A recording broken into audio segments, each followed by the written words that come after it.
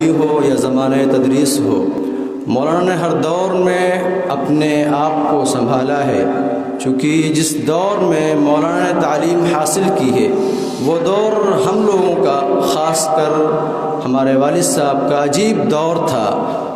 گھر کے اندر کے جو حالات تھے وہ عجیب حالات تھے، مطلب ایسے حالات تھے کہ ان حالات کو بیان کرنا ناگزیر ہے۔ یہاں پر ایک واقعہ بتاتا ہوں آپ کو چھوٹا سا۔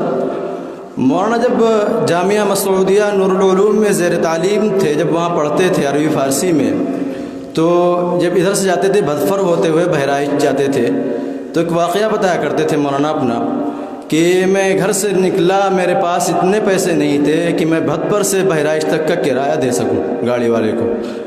تو مولانا بتانے لگے کہ میں نے بس والے سے یا گاڑی والے سے معذرت کی اور کہا آئندہ جب میں آؤں گا تو آپ کو کرایہ دے دوں گا۔ خیر مولانا بہرائچ پہنچے، اس نے گاڑی والے نے وہاں چھوڑ دیا۔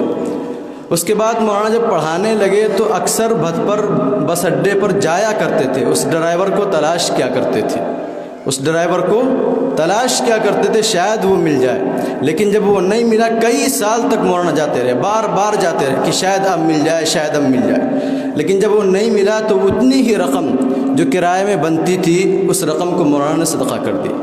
تو ایک واقعہ تو یہ ہے۔ اس کے علاوہ اور بھی ایسے ایسے عجیب واقعات ہیں جو مولانا افضل صاحب، مفتی افضل صاحب قاسمی، جو خود اناؤنسر ہیں، ناظم بھی ہیں، خود واقف ہیں کہ مولانا کی زندگی کیا زندگی تھی۔ مولانا جب فارغ ہوئے دارالعلوم دیوبند سے 2006 میں تو جامعہ کنز العلوم جہانگیر آباد میں تقرر ہوا مولانا کا۔ وہاں جب پڑھاتے تھے تو ایک واقعہ بتا رہے تھے، رات میں ایک صاحب سے میری بات ہو رہی تھی، مولانا کے شاگرد ہیں، کہ مولانا کا جو علمی ذوق تھا وہ بڑا عجیب تھا۔ رات کو 3 بجے تک 4 بجے تک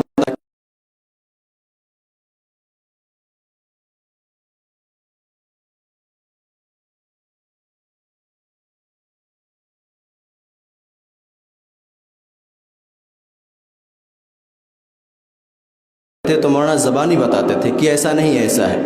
تو یہ مولانا کی زندگی کے ایسے ایسے واقعات ہیں جو کم وقت ہے، چونکہ مفتی ہلال صاحب دامت برکاتہم جو ہمارے استاد بھی ہیں اور بڑے بھائی کے رفیق خاص بھی ہیں، ان سے زیادہ باتیں سننی ہیں، وہ ہمارے لائق بھی ہیں کہ وہ زیادہ بتا سکے، اور میں تعریف کروں گا اپنے بڑے بھائی کی تو اس میں کوئی کمال کی بات نہیں، چونکہ میرا خون تھے، میں نے زندگی کے اکثر لمحات گزارے ہیں ان کے ساتھ۔ خیر آج میں اگر یہاں کھڑا ہوں تو یہ میرے بڑے بھائی کی کرم فرمائیاں تھی جو میں یہاں کھڑا ہوں اور آپ کے سامنے کچھ بول رہا ہوں۔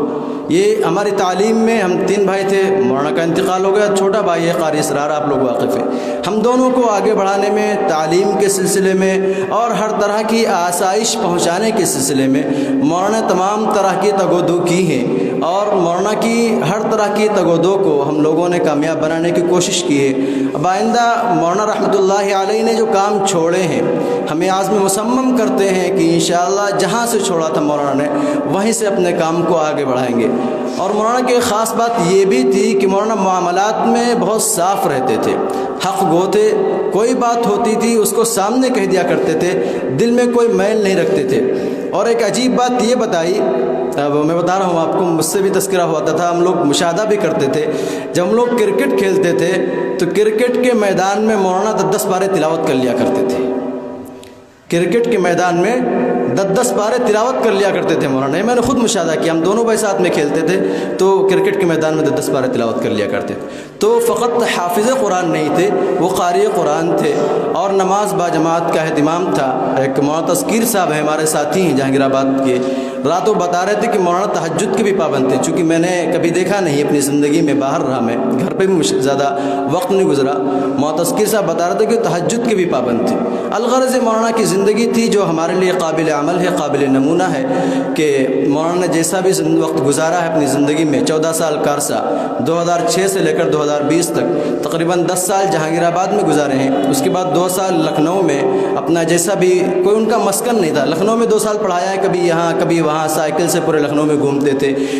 اور وہ کہا کرتے تھے ایک بات کہ میں لکھنؤ میں پڑھانے کے لیے نہیں آیا، ایک میدان بنانے کے لیے آیا ہوں تاکہ اپنے گاؤں میں رہ کر دین کی خدمات انجام دے سکوں۔ بڑی ایک صاحب بھی بتا رہے تھے، مولانا طلحہ صاحب ندوی جو یہاں بیٹھے تھے، وہ فرما رہے تھے کہ میں نے مولانا سے پوچھا مسکن کیا ہے آپ کا، کہاں رہتے ہیں؟ تو انہوں نے کہا مولانا میرا کوئی مکان نہیں ہے، میرا کوئی قیام نہیں ہے، جہاں چاہتا ہوں وہاں سو جاتا ہوں، جہاں چاہتا ہوں وہاں کھا لیتا ہوں۔ تو یہ عجیب زندگی تھی مولانا کی۔